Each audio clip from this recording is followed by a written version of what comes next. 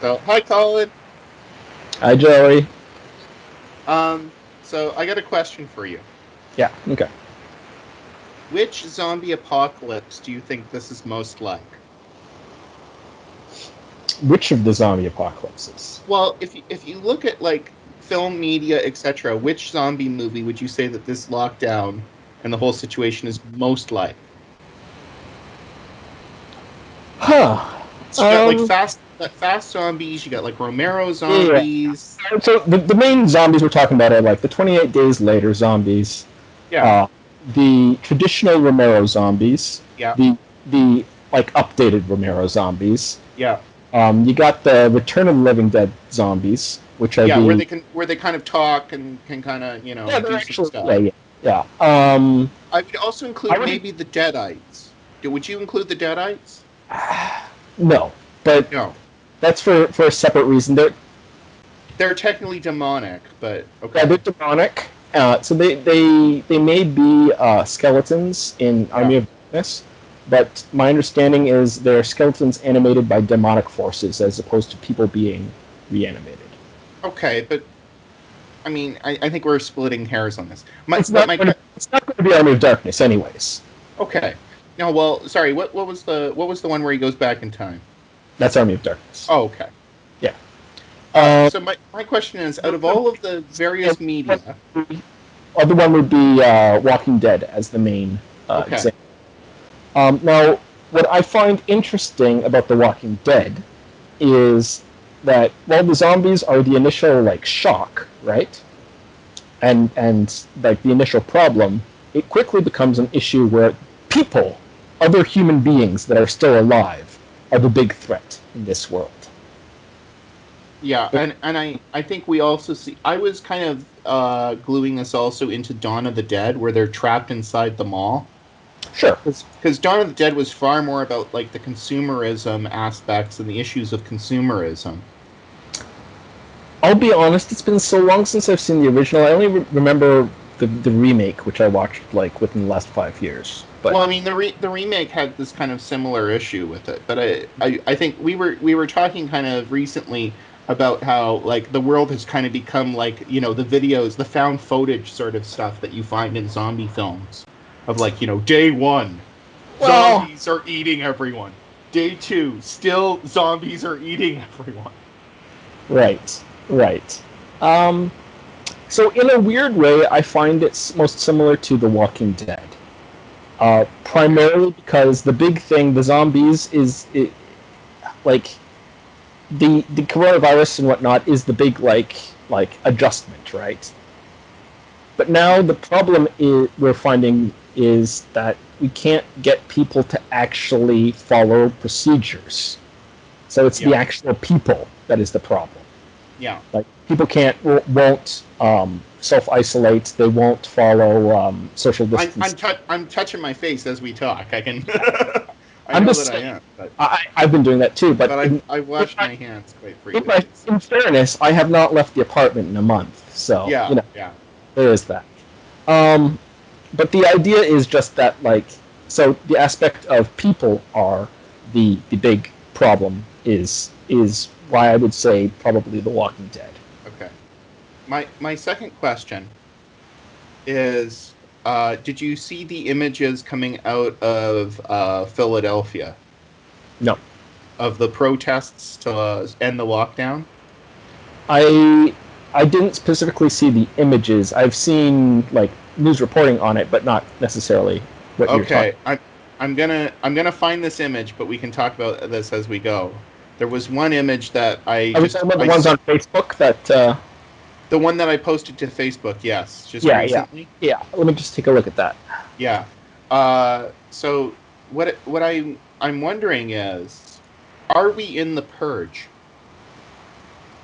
Um, Are zombie films the wrong film to be equating this with from a horror genre? Is this something where we're more in the purge? Because if you look at that guy, and I think I'll post it in the yes, final yes, like yeah. video. I can see it. I can see what you're talking about. It's the guy from the trailer of Purge election year. Yeah, yeah, yeah. Um, so I mean, Has the states actually started the purge? Is this how the purge actually begins? I don't think this is the purge. That's not what it is. It is closer to like one of those post-apocalypse things, though, of like this is how one of the rogue factions, like one of the they have their own culture, like starts. There is Okay, that, so not purge outright. so So we're seeing the start of like the Fallout universes where they have these little cargo cults of people that have yeah, you know yeah, yeah. We're okay seeing the start of that more likely.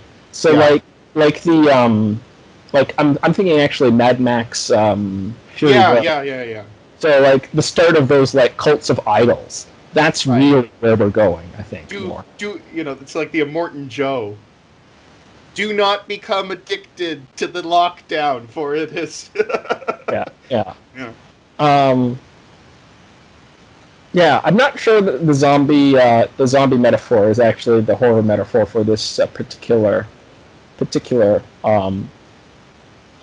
pandemic. Although the horror metaphor I go back to, and it's the case for virtually everything, is actually it's probably Lovecraftian horror that is the most appropriate at any Okay. given point in time. So I know what you're talking about, but just give a quick what do you mean by Lovecraftian horror? So Lovecraftian horror is based on the assumption that essentially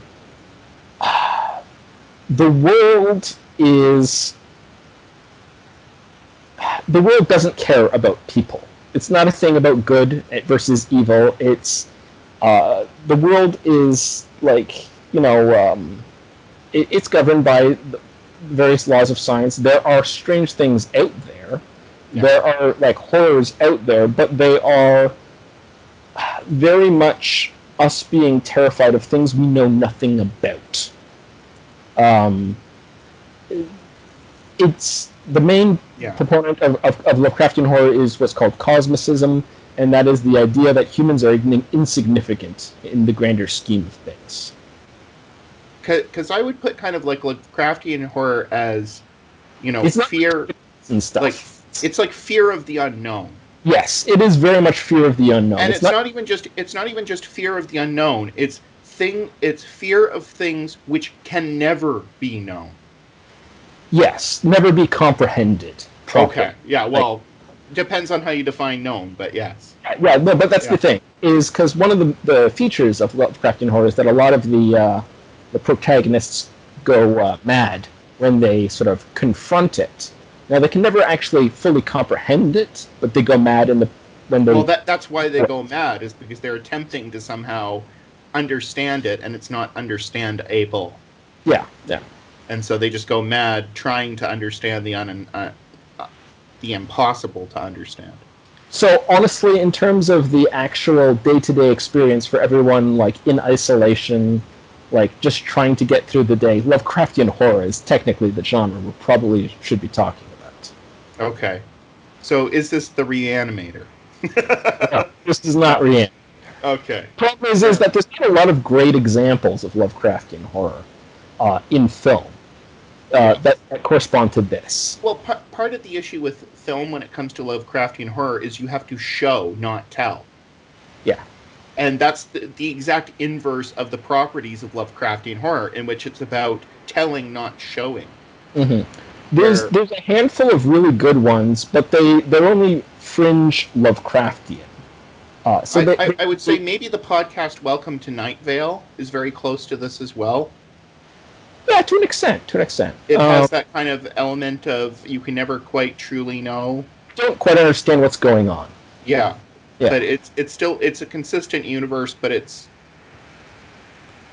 just has these things where, hey, why did that happen? Nobody will know, and if you could know, you wouldn't be happy with the answer anyways. Right. Now, is that because you would say that people are just ignorant to how viruses and all this sort of biology works? It's not actually... it not just that? It's not just that. A lot of people don't have a lot of knowledge about that, myself included. But I don't think it's just that. I think this is more an issue of people don't understand how to react in uncertain times. So, like, the panic, essentially. Mm-hmm. Like, if it was literally just an issue of people don't have the knowledge, then theoretically we could all just, find a reputable source, which is a problem in and of itself nowadays. Sure, yes. But a relatively reputable source that we more or less trust, or several sources that may be competing, and just try and figure it out. But people aren't doing that. Instead, what is happening is you're getting the viral videos in small social networks of, like, here's how to make a mask out of paper towels and elastic bands, and you send it to the handful of friends. Yeah, sure, yeah. And you're getting Facebook posts, and everyone. So there's the social media bubble thing, right? Yeah. And the problem is that it's spreading through that, not through any sort of organized channels. And in a way, we've kind of exacerbated this because you don't have that daily contact with people that are not within your social circles commonly anyways. It's not like you can go out into the world and have those things challenged. Yeah, the bubble is actually getting stronger right now, surprisingly. Although, okay, the bubble analogy is not perfect, but like no, of course not. There's the bubble is behaving differently because usually people are, the people that you usually physically interact with count as your bubble, right? But the people that I physically interact with are not always the people that I choose to interact with. No, I know. Like, I go to work. Is this somebody that I would normally converse with if everything else and the society was not arranged the way it was? Yeah, I'm just saying. People's bubbles are changing.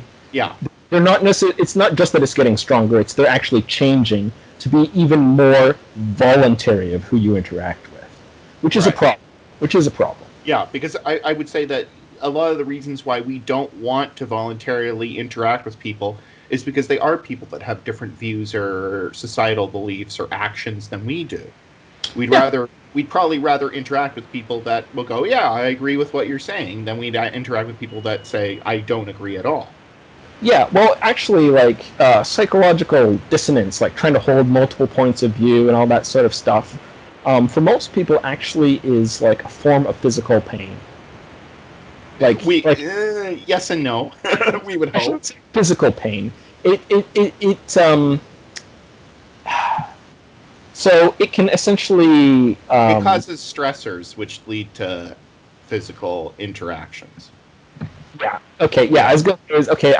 I was a bit hand waving about that point. No, fair enough. But like it makes you feel uneasy, and because you feel uneasy, you then do things that you do when you're in a stress state. Yes, people. The important thing to understand is the end result on people's behavior, which is that it's the equivalent of being in physical pain. Yes. It's the effect on people's behavior that I care about. Right.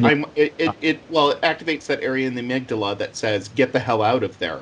Yeah. And I mean, there's lots of neurological studies that say that the amygdala, if it's activated, you can't even think in the prefrontal cortex.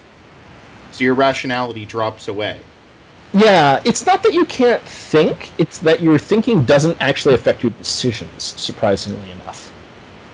It's weird. You can have a mental process going on, but it's not actually affecting your decisions. Yeah. It's weird. Yeah. But yeah. So, I guess we've kind of come to the conclusion that zombies maybe not the best way to link this in. Yeah, no, the world is the universe is a cold and uncaring place, and it's time that we get to see the Lovecraftian horror for what it is. So on that absolutely pleasant and joyful note, I guess we'll say goodbye to everybody. Stay safe and wash your hands. Hamna Islam and I have written a new book. It's on various issues inside of playtesting, how to effectively use dice, and other ways that you can make board games much more fun for your players. If you're interested, then go and check it out here.